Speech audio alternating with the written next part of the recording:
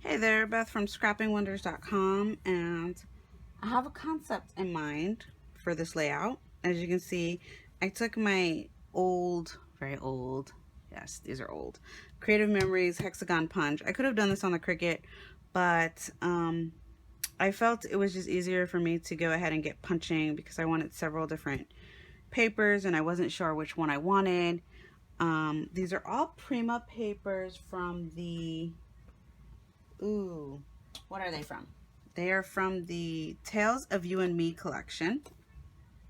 So what I did is I picked out some papers that I wanted.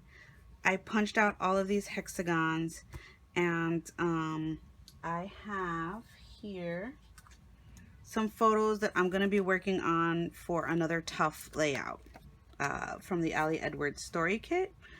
And I'm going to document how tough it is really to just be a mom in this layout. Moms always talk about all the good stuff, but we don't always say how tough it just is to be a mommy sometimes. So that's my concept. I have half of this for hexagons here that I'm going to put on this side of the paper. This side is going to be definitely, I'm going to be throwing down some gesso. I probably will tone down all of these hexagons as well with some gesso, and I will be sticking some mixed media down as well. I'm thinking at this point that the easiest way for me to probably stick all of these hexagons down is probably with just my tape runner to get them done quickly, or I might use some I might try this clear tacky glue out and stick them all down that way. I haven't fully decided, but this is definitely the concept that I'm going to go with. So with that being said, I'm going to go ahead and get started and put you on fast forward.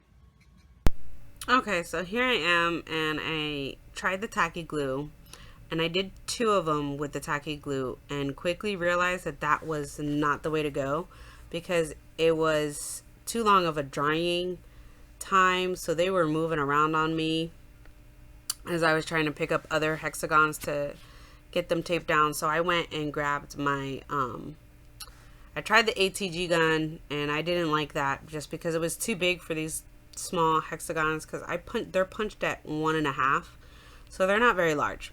So then I grabbed my Tombow, and that's what I stuck with, and that worked. So I stuck all of the hexagons down, and was really happy with the way that they turned out and they looked on the paper.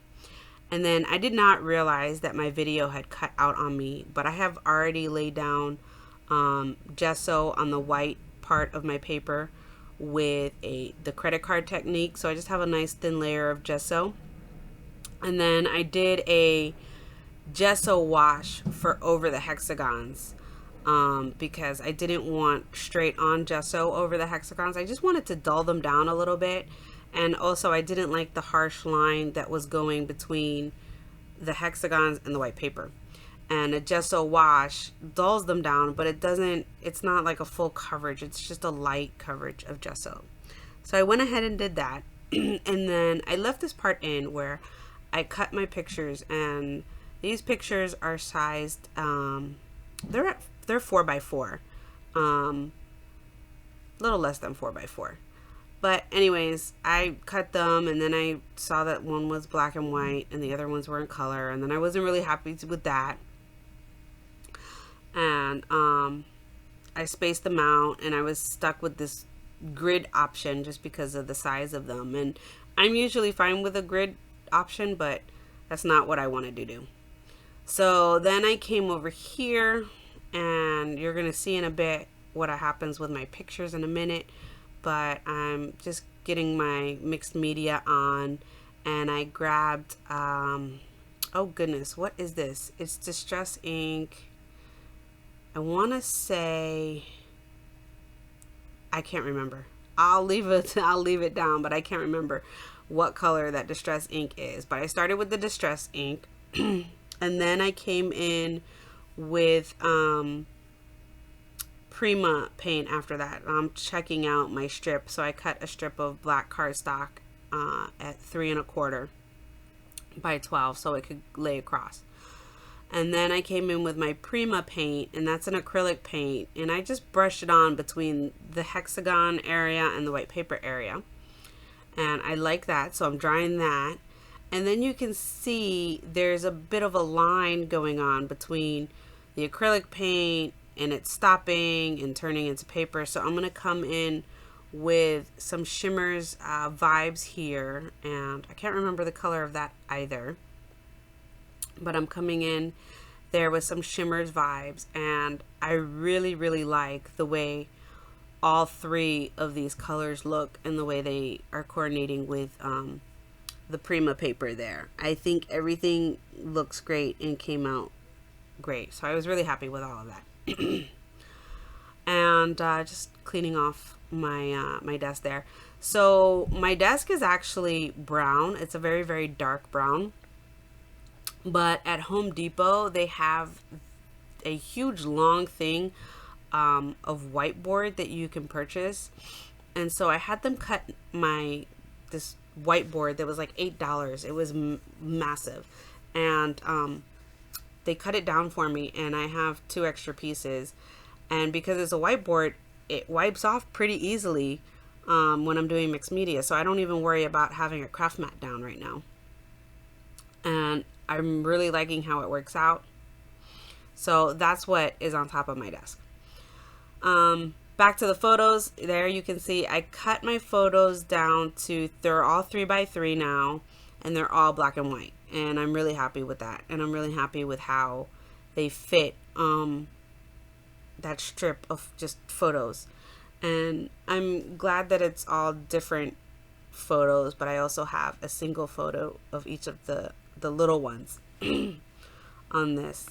And again, I'm using the Tough Kit by Ali Edwards and the Prima collection, Tales of You and Me, and I'm just figuring out where I want things. So those strips, they came from the Ali Edwards kit, and where I'm sticking them at the top, that's where they go.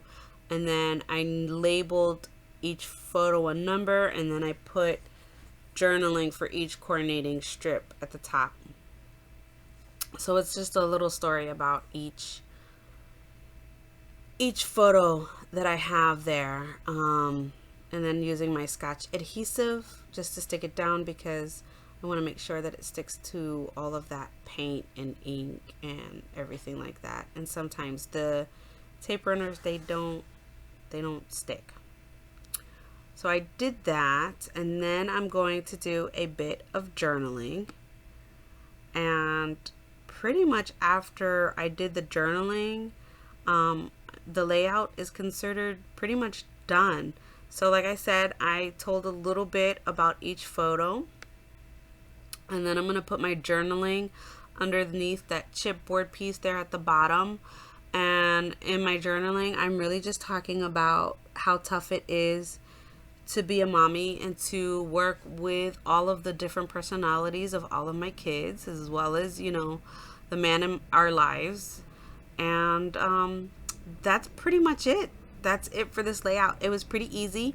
Once you cut all of the shapes out and all of that, the layout came together quickly and easily. Again, I'm not a huge embellisher, so there's not a ton of embellishment on my layouts, which I think is what makes it easier for me. And the only thing I did after the video was I added a tough title using the alpha stickers that come with the collection, the You and Me collection from Prima. And that's it. So thank you so much for watching this layout process video by scrappingwonders.com. Bye.